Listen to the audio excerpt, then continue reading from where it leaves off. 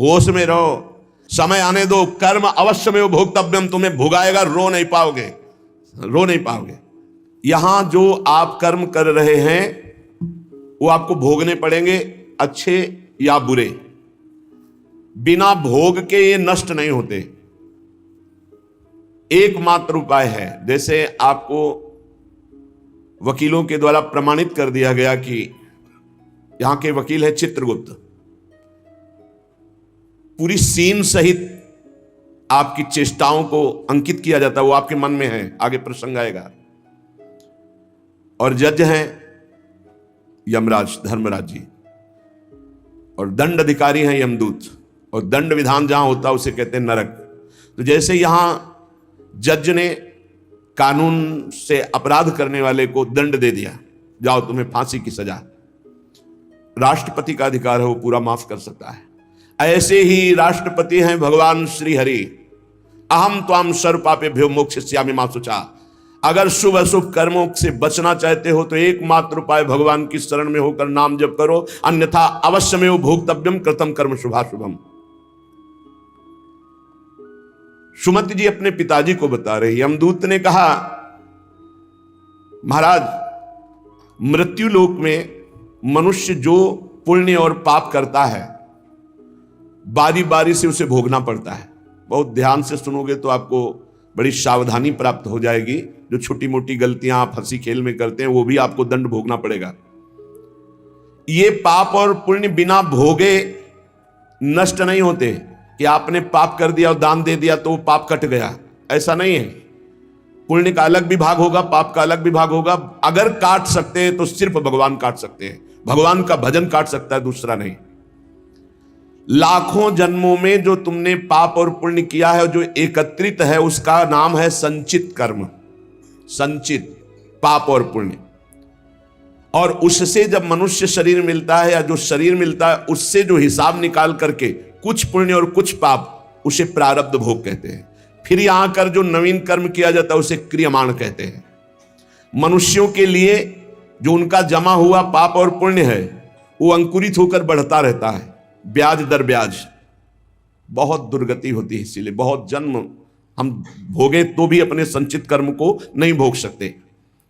जैसे बीज मिट्टी और जल की आकांक्षा करता है तभी वो उत्तम वृक्ष रूप धारण करता है, ऐसे ही पाप और पुण्य उसे प्रेरित करके पुनः पाप करवाता है, प्रेरित करके पुण्य पुनः पुण्य करवाता है। अगर पाप कर्म में रहती है तो पाप पर पाप, पाप पर पाप, और ये एकत्रित होकर वृक्ष रूप होकर समय स्थान वो निश्चित करेगा।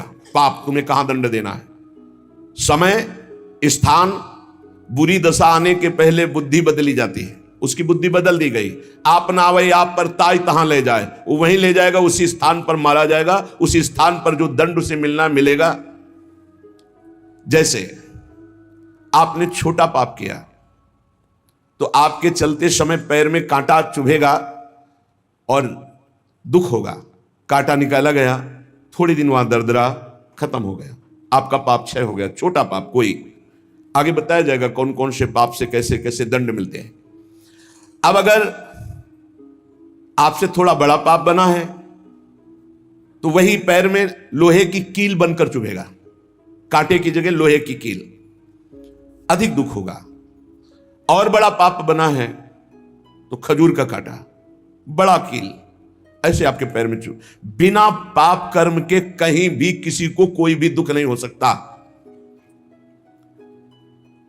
सिर में दर्द होना, आजीवन पूरे जीवन सिर का रोग हो गया कि वो दर्द ही होगा 2-4 दिन में, 10 दिन में, पाप का कारण। अपथ्य भोजन, सर्दी सहन न होना, गर्मी सहन न होना, हर समय हृदय जलते रहना, पाप का लक्षण। भिन्न भिन्न पाप भिन्न भिन्न प्रकार के दुख देते हैं दीर्घ काल तक।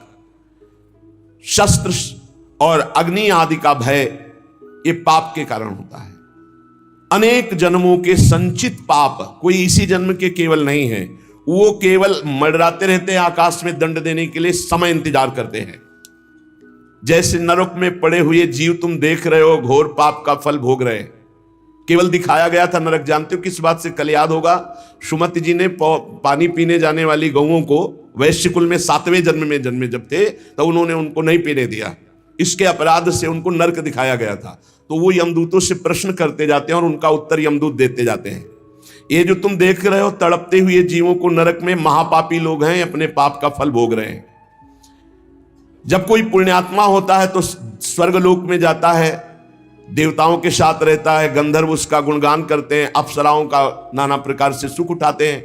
और जब पुण्य भोग क्षीण हो जाता है तो फिर यहां आकर के मनुष्य लोक में अपने कर्मानुसार जन्म लेते हैं। राजन, ये जो तुमने पूछा कि किस किस पाप से पापियों को कौन कौन सा नरक में दंड मिलता है, वो मैं बतला रहा हूं। जो नीच मनुष्य कामना और लोभ के वशीभूत होकर दूषित दृष्टि से हर स्त्री को भोग भाव से देखता है, जिसको देखता है बस काम भाव से देखता है। बोले जो दुष्ट दूषित भाव से माताओं बहनों को भोग दृष्टि से देखता है, तो यहां बड़ी बड़ी चोंच वाले वज्र के समान जिनकी चोंच ऐसे गिद्ध बार बार हजारों वर्ष उनकी आंखों को नोचते और खाते रहते, वो आंखें बार बार होती रहती, बार बार निकालते, यही वहां है कि मरना नहीं है। उनकी दोनों आंखों को वज्रतुल्य नरक के पंछी बार बार निकालते हैं और खाते हैं, और उनके पुनः नए नए नेत्र उत्पन्न हो जाते हैं। इस पापी को पलक झपकने तक के लिए विश्राम नहीं मिलता, निमिष तक के लिए कि थोड़ा चैन मिल जाए, महान दुख होता रहता है। हजारों वर्ष तक उसको इस नेत्र दर्द पीड़ा भोगनी पड़ती है। और फिर जब मृत्युलोक में जन्मता है तो नेत्र रोगी पैदा होता है। वो यहां पैदा होगा नेत्र रोगी, या नेत्र ही नहीं है या नेत्रों में दिखाई नहीं दे रहा, कई तरह के व्यवधान जिन्होंने नेत्रों का दुरुपयोग किया। अब जिन लोगों ने, जिनको तुम देख रहे हो इनकी जबान काटी जाती, बार बार जबान नोची जाती है, ये वही लोग हैं जो शास्त्र का गलत उपदेश किए हैं, गलत अर्थ किए हैं, अपनी वासना की पूर्ति के लिए शास्त्र का गलत प्रयोग किए हैं, जो किसी को गलत सलाह दी है, तो इनकी जबान बार बार छोटे छोटे हिस्से में तलवार से काटी जाती है। शास्त्र का उल्टा अर्थ बताया, उसकी जबान को वहां हजारों वर्ष काटा जाता है। खिलवाड़ नहीं, प्रश्न उत्तर कर देना। अगर आपका उत्तर गलत है तो आप नरक जाएंगे। प्रश्न करता तो आप पर श्रद्धा करके पूछ रहा है और आपने मनमानी उत्तर दे दिया और वैसा आचरण कर दिया तो उसको पाप नहीं लगेगा, पाप आपको लगेगा क्योंकि आपने आदेश किया है और आपकी दुर्गति हो जाएगी। इसीलिए अनाधिकारी को जब जनक जी महाराज विदेह राज ने पूछा, निमि जी ने नवयोगेश्वरों से कि मैंने यही प्रश्न कर्म के विषय में सनकादि से पूछा था, वो मौन थे, कोई उत्तर नहीं दिया, क्यों? तो बोले उस समय आपका ज्ञान जागृत नहीं हुआ था, आप उस समय अनाधिकारी थे, कर्म का बड़ा सूक्ष्म विषय होता है, इसीलिए मौन थे। ऐसा नहीं कि हर प्रश्न का उत्तर फटाक से दे दे, और वो गलत है अगर उत्तर तो शास्त्र सम्मत नहीं है तो उत्तर देने वाले को नरक का दंड मिलेगा, उसकी जबान हजारों वर्ष वहां काटी जाएगी। जो शास्त्र का गलत अर्थ करता है, जो शास्त्र को अपनी वासना पूर्ति के लिए घुमा करके बोलता है, जो किसी को बुरी सलाह देता है, उसकी जबान यहां काटी जाती, जो देख रहे हो। और हे सुमति जी, जो वेद की निंदा करते हैं, देवताओं की निंदा करते हैं, संतों की निंदा करते हैं, वैष्णव की निंदा करते हैं, गुरु की निंदा करते हैं, गुरु पर दोष दृष्टि करते हैं, गुरु को वक्र दृष्टि से देखते हैं, क्रोध दृष्टि से, उन सब को यहां भयंकर वज्रतुल्य वाले जिनकी चोंच है, ऐसे पक्षी गिरा गिरा करके उनके अंगों को नोचते हैं, जबान, आंख और उनके शरीर के अंगों को। जितने निमेष तक उनके द्वारा ये जिह्वा जनित पाप हुआ है, उतने हजार वर्ष तक उनको पक्षी नोचते हैं। जो नराधम बिना दोष के दो मित्रों में फूट डाल देते हैं, एक दूसरे की चुगली करके, पिता पुत्र स्वजन में भेद पैदा कर देते हैं, और जो पुरोहित, बहुत ध्यान देने योग्य बात, अनुष्ठान का संकल्प लेता लेकिन अनुष्ठान पूर्ण नहीं करता, जजमान को क्या पता। जो पुरोहित जजमान से नियत संख्या ले ली धन और अनुष्ठान पूरा नहीं किया, या जो अपनी माता और पिता का अपमान किया, जो अपनी शरणागत, अपने अर्धांग विराजमान पाणी ग्रहण की हुई पत्नी का विविध प्रकार से अपमान और शोषण किया, वो यहां आरे से चीरे जाते हैं हजारों वर्ष तक। दिखाया, देखो ये बीच आरे से आराम आराम से एक एक अंग चीरे जाते हैं। उस पुरोहित को भी दंड मिलता है, उस पुत्र को दंड मिलता है जो माता पिता का अपमान, उस पति को दंड मिलता है जो पत्नी का शोषण, उस पत्नी को दंड मिलता है जो पति से छल करती है। आप खुली आंख इनकी दुर्गति देख सकते हैं। जो दूसरों को कष्ट देने का स्वभाव बना लिया है, बातचीत चेष्टा से कष्ट ही देना है, जो दूसरों की प्रसन्नता में जलते हैं, जो दूसरों की घरों में सोए हुए घरों में आग लगा देते हैं या फसलों में आग लगा देते हैं और उनको प्राणांतक कष्ट देते हैं, उन अधम पापियों को यहां जलती हुई आग में जलाया जाता है। तुम देख लो, तपती हुई बालू डालकर उनको भूना जाता है और यहां आग में उन्हें जलाया जाता है। जो एक जगह निमंत्रण मिला, फिर दूसरी जगह निमंत्रण मिला, तो पहले निमंत्रण वाले को छोड़ करके दूसरे के यहां निमंत्रण पाकर फिर पहले वाले के यहां निमंत्रण पाने गया। ऐसा नहीं है, यह नरक का कारण बन जाएगा। एक जगह निमंत्रण है, वहां गए, अगर हम भूखे हैं तो भूखे, नहीं मिला तो नहीं मिला, अब दूसरे दिन देखा जाएगा। 2, 3, 4 निमंत्रण, ऐसा नहीं। जो ब्रह्मर्षि किसी देव कार्य के लिए, पितृ कार्य के लिए यजमान के द्वारा निमंत्रित किया गया और वो दूसरी जगह भोजन कर लिया, दूसरे निमंत्रण को स्वीकार करके फिर उसके यहां भोजन करने गया, तो उसको यहां नरक में 2 टुकड़े करने वाला दंड मिलता, बार बार उसके 2 टुकड़े। ये बार बार बहुत जगह भंडारा, बहुत जगह निमंत्रण, ये ऐसा नहीं है। सिद्धांत है, तुम भूखे हो तो एक जगह चले जाओ और अपना पेट भरो, भजन करो। ये नहीं कि 5 जगह चले गए तो खूब दक्षिणा 5 जगह की मिली तो सुन लो। ये तस्मात् शास्त्रम प्रमाणम, ये शास्त्र है, मनमानी नहीं। पहले ऐसा कभी ब्रह्म ऋषि जन नहीं करते थे। 5 घरों में भिक्षा मांग लो या निमंत्रण है तो एक जगह जाके पेट भर लो जो रूखा सूखा मिले। और ये 14 जगह भंडारा, 14 जगह निमंत्रण, तो उसकी व्यवस्था है। ये नरकगामी बना देगा, बुद्धि भ्रष्ट हो जाएगी। जो सदैव कड़वी बातें बोलकर लोगों के दिल पर चोट पहुंचाते रहते हैं, कुछ लोगों का ऐसा स्वभाव होता है, जब बोलेंगे तो हृदय की पीड़ा प्रकट हो ही जाए, ऐसा उनका है। ऐसे हैं वो, ऐसे बोलते हैं कि अत्यंत पीड़ा दे। ऐसा करने वालों को यहां के पक्षी टूट पड़ते नरक में लाते हैं, नोच नोच करके उनको खाते हैं। जो यहां किसी की चुगली करता है, उसकी जिह्वा तेज छुरे से बार बार ऐसे से चीरी जाती है, फिर पूरी हो जाती है, फिर चीरी जाती है। जिन्होंने उद्दंडतावश अपने पूज्य जनों का अनादर किया, उनको मारा, पीटा, गुरुजनों को, अपने गुरु को, माता को, पिता को, बाबा को, पितामह को, ये पूज्य जन है, ये गुरु के समान पूज्य है। जो अपने गुरुजनों को, पूज्य जनों को अनादर करता है, दंड देता है, मारता है, पीटता है, वो देखो ये कुंड बने हैं विष्ठा के, पीब के और मूत्र के। मूत्र का कुंड, विष्ठा का और पीब का। नीचे करके मुख उन्हीं कुंडों में डाल दिया जाता है, ऊपर से पैक कर दिया जाता है। हजारों वर्ष वही खाओ वही सड़ो, कितना भयानक कष्ट है। नीचे के मुख करके उसमें डाल दिया जाता है। जो लोग भोजन बनाने, बहुत ध्यान से सुनो, भोजन बनाना उद्देश्य रखो, यज्ञ है, यज्ञ के लिए भोजन बना रहे हैं। सबके हृदयों में भगवान है, पहले भोग लगाओ श्री भगवान का, फिर दरवाजे पर निकलो और आसपास झांक के देखो, कोई पशु पक्षी, कोई मनुष्य, कोई संत महात्मा, कोई भूखा तो नहीं दिखाई दे रहा। अगर एक गाय है, कुत्ता भी है, तो घर से जाओ, रोटी लाओ, पहले उसे डालो, भगवत स्वरूप मान करके पहले। फिर अपने घर में जो बड़े बूढ़े हैं सबसे पहले उनको पवाओ, बच्चे जो हैं उनको पवाओ। अच्छी अच्छी चीज तुम पालो, बड़े बूढ़े नहीं, अभी आगे आएगा, उनको भी दंड मिलता है। तो जो रसोई बनाए तो उसे भाग लगाना चाहिए, देवता का भाग, अतिथि का भाग, कौवे का भाग, गाय का भाग, और अपने जो पूर्व के बुजुर्ग जन हैं पहले उनकी सेवा।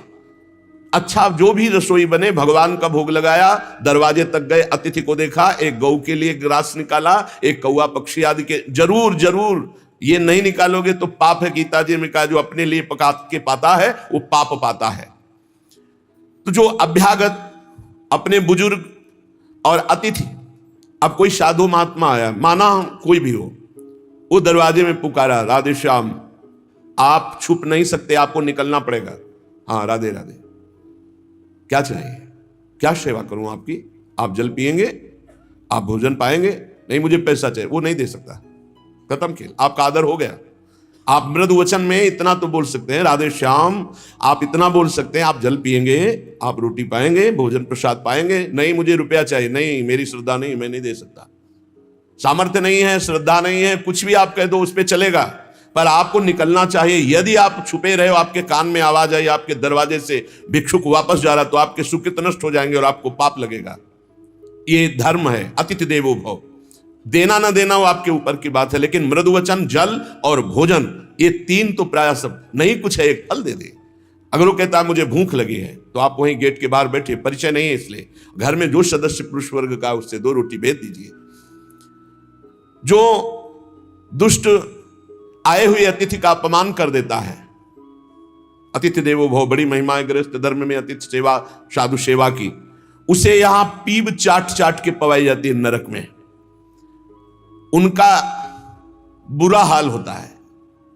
बहुत सावधान है, इसीलिए धर्मात्मा पुरुष एक एक कार्य को बहुत धर्मपूर्वक, जो यहां दूसरे के भाग का अपहरण कर लेते हैं, अब अपने घर वालों के लिए अच्छे अच्छे लिए और संत महात्मा वैष्णव अतिथि के, तो बोले उसे दंड मिलता है, नरक में ला करके उसे विविध प्रकार से सताया जाता है।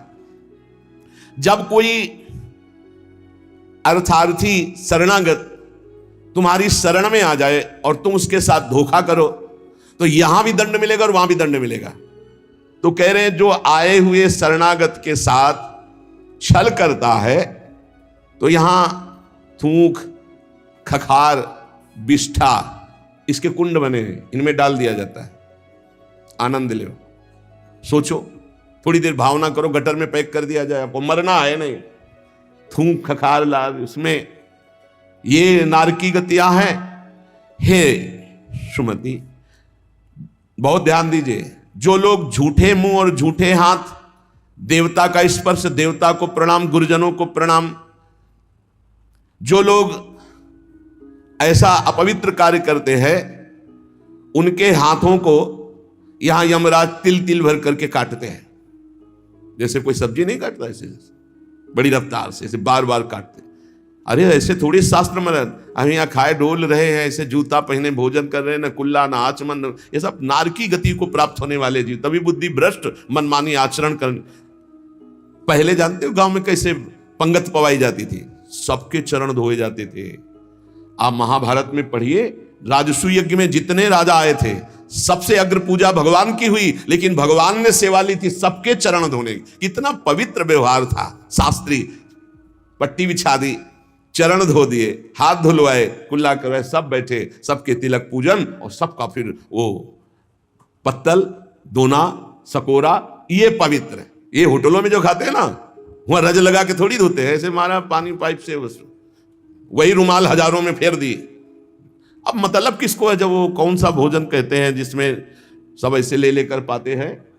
हाँ, अब हमें तो कहना भी नहीं आता। अब सोचो, उसमें वही शराब पिए हुए व्यक्ति खा रहा है, उसी से आप ले रहे, उसी से जो जो मना। अब वो पाया फिर लेने का मन, फिर कोई रोकने वाला है, वहां कोई खड़ा है नहीं, सब रखे हैं, बोले वीआईपी लोग हैं, वीआईपी लोगों की वीआईपी व्यवस्था है, समझ लीजिए। जो जूठे मुंह होकर के या भगवान सूर्य चंद्र की तरफ करके लघु शंका करते हैं, सूर्य उदय है, सूर्य भगवान की तरफ, चंद्र भगवान की तरफ, भगवत विग्रहों की तरफ लघु शंका करते हैं, तो उनके आंखों में आग का अंगार रखा जाता है, ऐसे बार बार चीखते जलते हैं। जो जेठ होकर अपने लघु भ्राता की पत्नी के साथ गलत, पिता होकर अपनी पुत्री के साथ, भाई होकर अपनी बहन के साथ, या गुरु पत्नी के, ऐसे लोगों को तपाई हुई लोहे की स्त्री के साथ, बेड़ियों से, लोहे की ऐसे जंजीरों से जो जलती हुई, उसी में जकड़ दिया जाता है। बहुत तुम्हारी बुद्धि भ्रष्ट हुई थी, जो बहन बेटी और पवित्र संबंध भी नहीं तुम्हें दिखाई दिए, तो उसमें लपेट दिया लोहे की स्त्री, धधकती हुई आग, लोहे की जंजीरों से बांध दिया, त्राहिमाम पुकार रहा है, हजारों वर्ष बंधा रहे, मरना तो है नहीं, जकड़ दिया जाता, आग का अंगार आसो पास उसके रख दिया जाता है।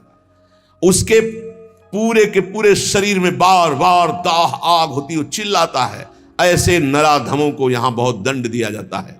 यमदूत कहते हैं, जो अपने कानों से गुरु की निंदा सुनता है, जो अपने कानों से वैष्णवजनों की निंदा सुनता है, जो दूसरों की निंदा सुनकर के हर्षित होता है, ऐसे पापियों को यमदूत जो लाते हैं यमराज के, वो तपाया हुआ लोहा उनके कानों में डाला जाता है, बार बार तपाया हुआ लोहा, बार बार। गुरु निंदा सुनी, संत निंदा सुनी, वैष्णव निंदा सुनी, सुनने वालों को और बड़े हर्षित होते जब किसी की निंदा होती ना, तो कुछ लोग ऐसे हर्षित होते जैसे उनको सम्राट पद मिल रहा हो।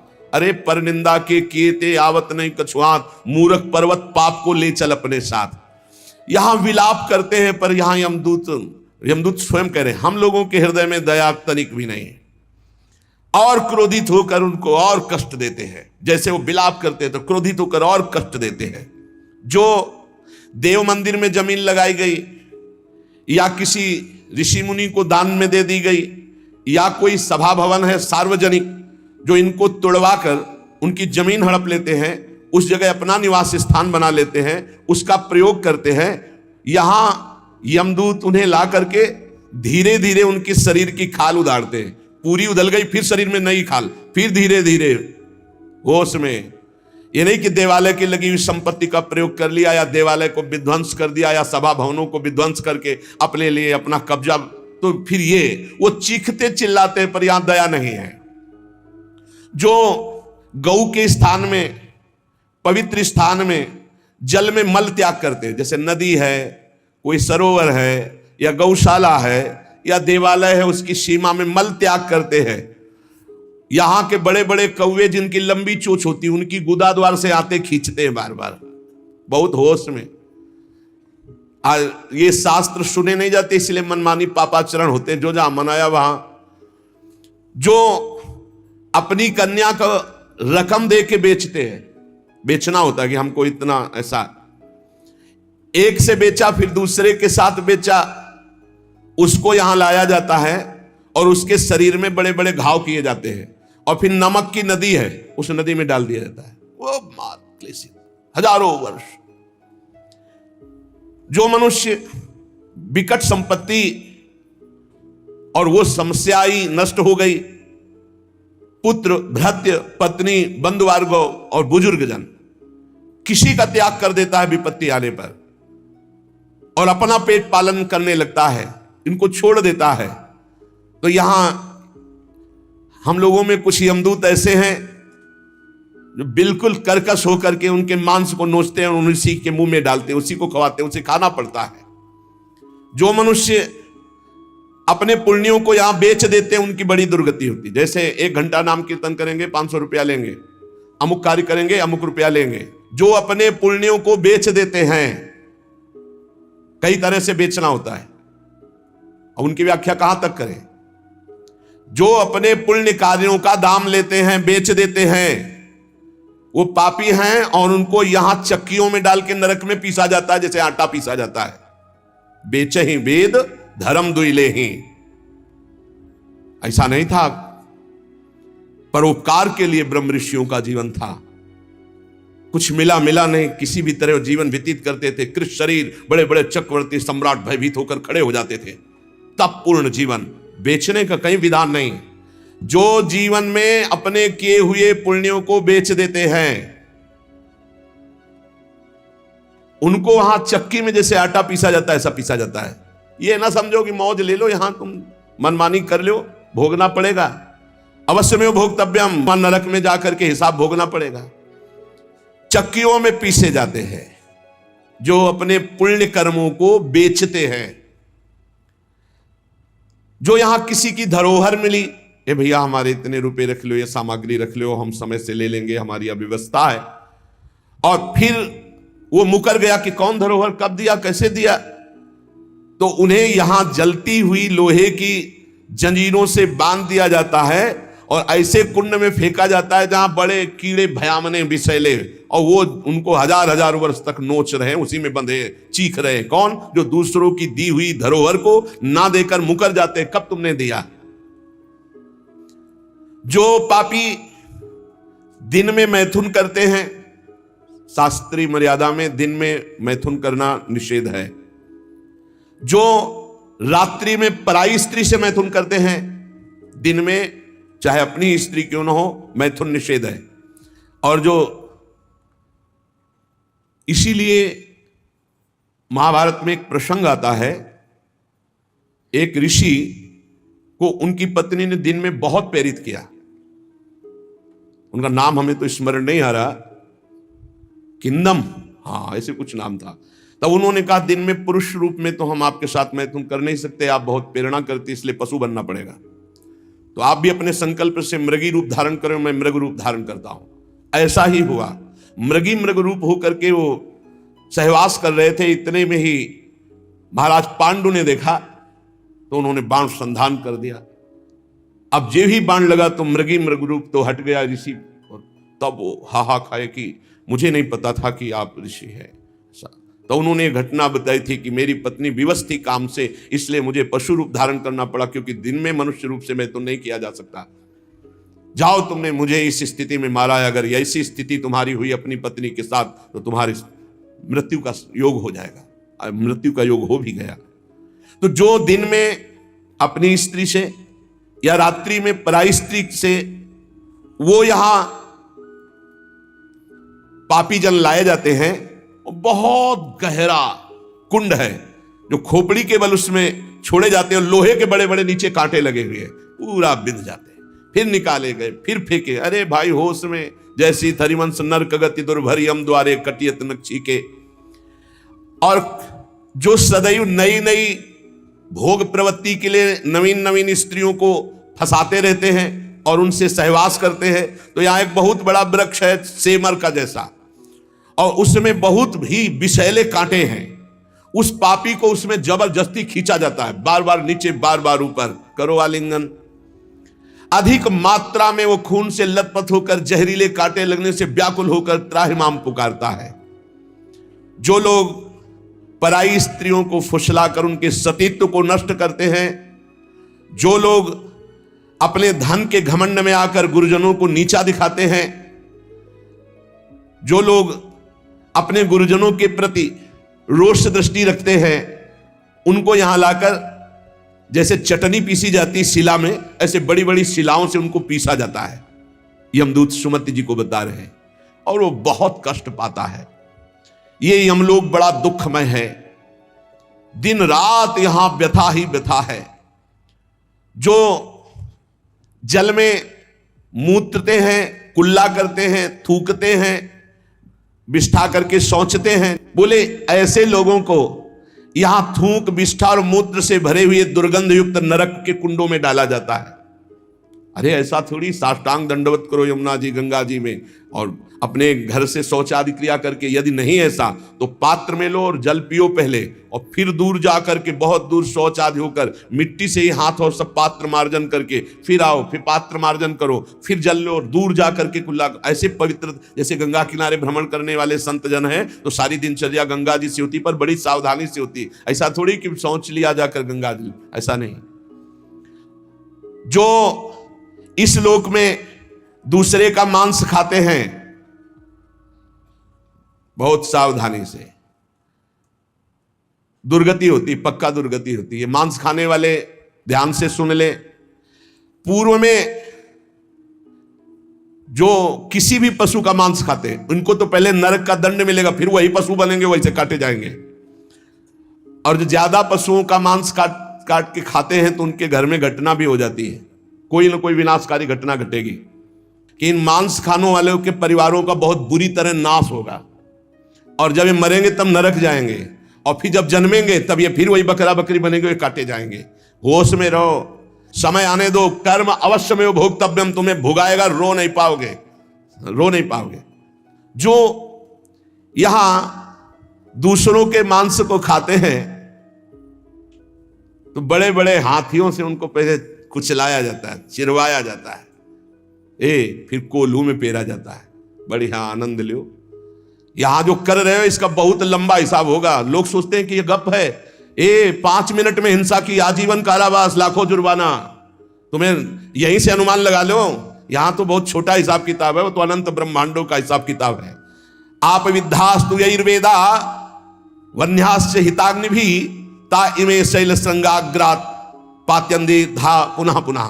जो अपने पूर्वजों को पिंडदान नहीं देता, हवन नहीं करता, शास्त्र मर्यादा के अनुसार नहीं चलता, जो बिना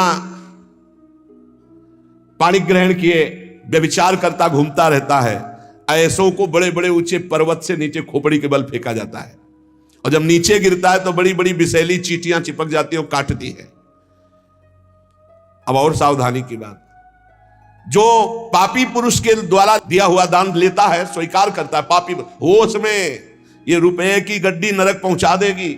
जो पापी पुरुषों द्वारा दिया हुआ दान लेते हैं, चाहे वो यज्ञ कराने के लिए, चाहे वो किसी भी कार्य के लिए, उन मनुष्यों को पत्थर के भवन में छोटे से ऐसे गैसील, बिल्कुल गैस ऐसी जहरीली, उसमें कीड़े की तरह उन्हें बंद कर दिया जाता, बाहर से कोई वायु नहीं, बंद।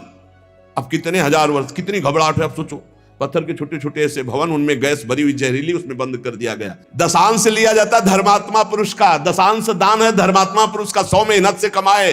अब अगर तुम 10 रुपए दान कर दोगे तो बहुत बड़ी बात हो जाएगी। एक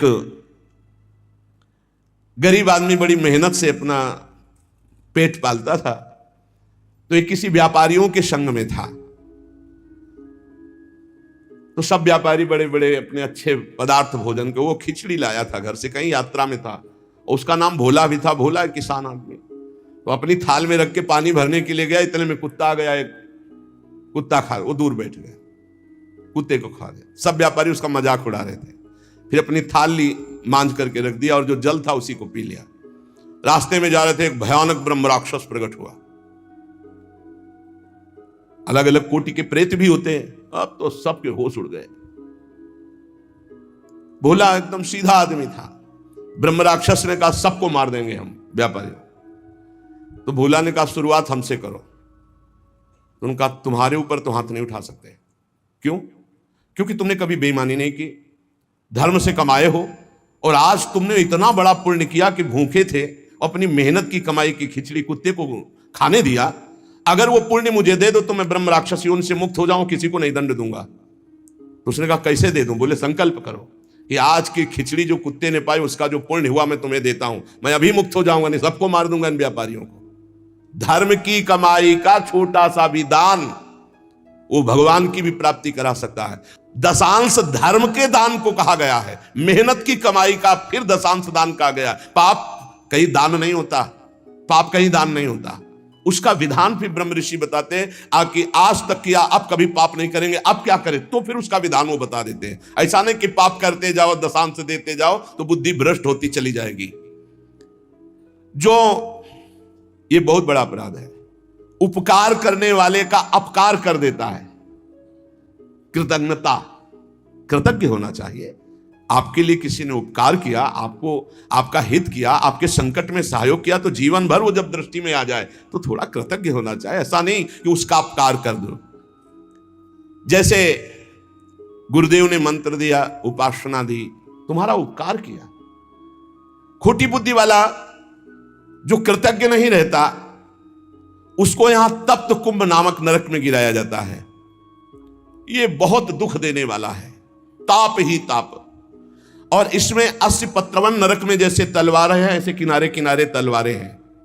जिधर ये होता उधर तलवार घुसती, बार बार इसको पीड़ा होती है। फिर उसे अगले कालसूत्र नामक नरक में डाला जाता है। विश्वासघाती, गुरुद्रोही, मित्रद्रोही, इनका उद्धार बहुत मुश्किल होता है। ये यहां नरक में भोग करके भी जब जन्म लेते हैं तो कोढ़ी, दुष्ट स्वभाव वाले, सर्प आदि ऐसी योनियों को प्राप्त होते हैं। यहां जो किसी का सोना चुरा लेते हैं, यहां जो शराब पीते हैं, उन महापापियों को यहां लाया जाता है, और जो शराब पीते हुए गला हुआ लोहा उनको पिलाया जाता है। ए भैया शराबी जो पिए हो तो बंद कर दे आज से, नहीं आगे इंतजाम कुछ और है। हाँ, जलता हुआ लोहा पिघलता हुआ पिलाया जाएगा, मरोगे है नहीं, बहुत होश में। स्वर्ण की चोरी करने वाले को वैसे ही स्वर्णिम आग के ऊपर फेंक दिया जाता है, भुनो सारे। यहां कोई मानता नहीं, कहते सब झूठ है, भोगोगे तब पता चलेगा तुम्हें। और ऐसे लोग जब नरक से लौटते हैं तो उनको यहां भारी भारी घृणित बीमारियों से पीड़ित होना पड़ता है। राजन, जो नीच, अपवित्र, पापी पुरुष है, वो जब दूसरों से दान लेता है तो नरक में जो बताया गया वो भोग भोगता है। यहां जन्म लेता है गधे का, गधा बनता है। 2 ईंट देखते रहो आराम से। किसको? जो पतितों से, पापियों से दान लेता है, वो न ऊपर तो सुना दंड, और जब मृत्यु लोक में जन्मेगा तो वो गधा बनेगा। चाहे कोई भी हो, तैयार रहो पीठ मजबूत करके ढोने के लिए भार। जो अधिकारी नहीं है, पतित है, उससे जो पैसे के बल से पूजा करवाता, यज्ञ करवाता है, उस द्विज को जब नरक जाके पहले भोगेगा और फिर लौटेगा तो विष्ठा का कीड़ा होना पड़ेगा। जो पैसे के बल से पतितों को भी आओ पूजा कर ले, आओ यज्ञ करवा देते हैं तुम्हारी, नहीं पहले जजमान का परीक्षण होता है, अधिकार होता है। ऐसे द्विज को नरक से लौटने पर विष्ठा का कीड़ा होना पड़ता है। जो अपने गुरुदेव के साथ छल करता है, अहंकार करता है, कपट करता है, उसे पागल कुत्ते की योनि मिलती है। उसे नरक भोगने के बाद पागल कुत्ते की योनि मिलती है। जो गुरु की संपत्ति का अपहरण कर लेता है, मनमानी आचरण करता है, तो उसे यहां यही दंड मिलता है, अर्थात कुत्ते की योनि प्राप्त होती है। जो अपने माता पिता वयोवृद्ध का अपमान करता है, कटुवचन करता है, उसे यहां पक्षी की योनि प्राप्त होती है, जो बीमार रहता है हर समय, पक्षी, कष्ट से युक्त पक्षी की योनि। जो अपनी भाई की स्त्री का गलत भाव, तो वो कछुए की योनि प्राप्त होता है, बड़ा कष्ट में जीवन उसका व्यतीत होता है। जो यहां अपने मालिक के साथ दगाबाजी कर देता है, वो बंदर की योनि को प्राप्त होता है। जो दूसरे की धरोहर हड़प लेता है तो नरक भोगने के बाद वो नाली में कीड़ा बन करके रेंगता है। जो दूसरों के दोष देखता रहता है, वो नरक भोगने के बाद यहां अंधा पैदा होता है, आंखों से अंधा पैदा होता है। जो अपने मित्र या अपने प्रियजनों के साथ विश्वासघात करता है, वो मछली की योनि हजारों बार जन्म लेता है। जो मनुष्य यहां जौ, तिल, धान, अन्न इसकी चोरी करता है या अनाज के खेतों में आग लगा देता है, वो नरक भोगने के बाद यहां नेवला और चूहे की योनि प्राप्त करता है। जो पराई स्त्री के साथ संभोग करता है, उसको नरक भोगने के बाद यहां भेड़िया बनाया जाता है। जो पराये पुरुष के साथ संभोग करते हैं, वो वहां नरक भोगने के बाद यहां कुतिया की योनि प्राप्त होती है। कुत्ता, सियार, बगुला, गिद्ध, सांप, कौआ, इन योनियों में क्रम से जाता है जो पराई स्त्री और पराये पुरुष के साथ संभोग करता है। इसे मनोरंजन मत समझो, खिलवाड़ मत समझो।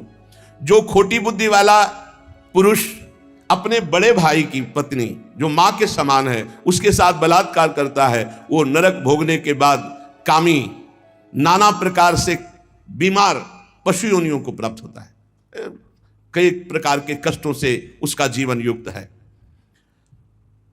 जो अपने मित्र की पत्नी से विश्वास दिलाकर, मित्र को विश्वास दिलाकर उसकी पत्नी, वो यहां के सुअर पैदा होता है, सुअर बनता है।